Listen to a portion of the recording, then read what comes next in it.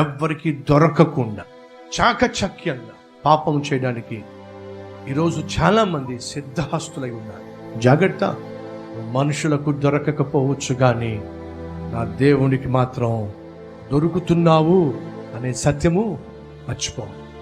నువ్వు మనుషుల కళ్ళు కప్పేసి అనుకోవద్దు, నేను కప్పేశా, మా నాన్న కళ్ళు కప్పేశా, మా అమ్మ కళ్ళు కప్పేశా, అందరి కళ్ళు కప్పేసి ఆహా హ్యాపీగా జీవించేస్తున్నా, అనుమానం కూడా రాకుండా జాగ్రత్త పడుతున్నా. నీ పాపాన్ని కప్పేశారని అనుకుంటున్నావు. ఒట్టి మాట.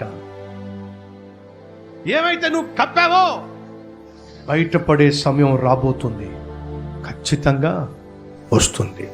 ఆ రోజు రాకమునిపే ఆయన రక్తములో నిన్ను నీవు కడుగుకోగలిగితే నీకు రావాల్సిన శాపాన్ని, నీకు రావాల్సినటువంటి నాశనాన్ని, నీకు రావాల్సినటువంటి రోగాన్ని, నీకు రావాల్సినటువంటి నరకాన్ని నా ప్రభు నీకు దూరం చేయడానికి సిద్ధంగా ఉన్నాడు.